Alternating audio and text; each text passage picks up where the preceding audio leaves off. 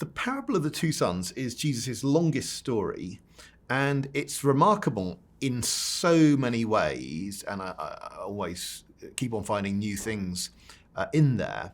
But the setting in Luke's gospel is that it's told to tax collectors and sinners and to Pharisees and scribes. And Pharisees and scribes are people you'd expect to know the Bible very well, particularly the scribes, whose job it is actually to copy out the Bible. Sinners, you wouldn't expect to know the Bible quite so well. They might do, but not necessarily all tax collectors. They're more interested in money than Bible.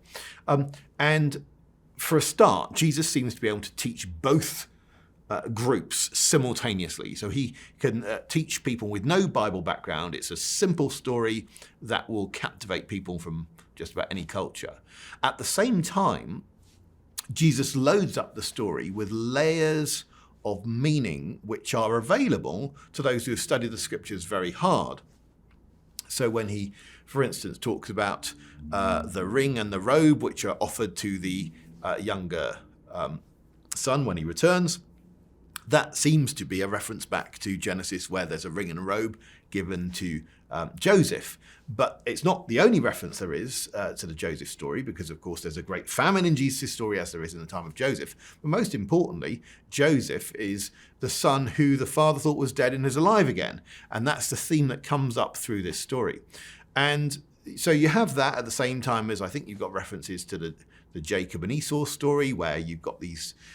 When Jesus begins the story, a man had two sons. Who's the person in the Old Testament who is most famous for having two and only two sons? Well, it's Isaac. And of course, there the younger son cheats the older son out of the inheritance. And then his older son's so upset he has to go off into a far country. The younger son goes into a far country, looks after animals, and then comes back.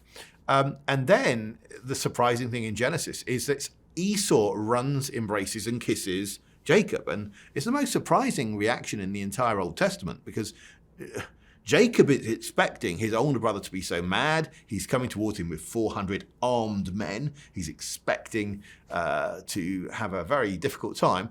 And Esau, who's been cheated out of everything, accepts him. And then in Jesus' story, there's a twist there, because it's not the older brother who receives him, it's the father who runs, embraces, and kisses. And it's a very precise phrase.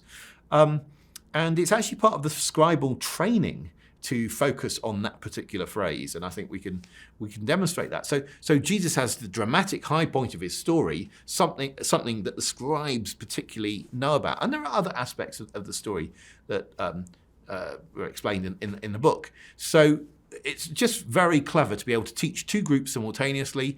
And it shows Jesus' deep knowledge of the scriptures and even the sort of things that the scribes trained at.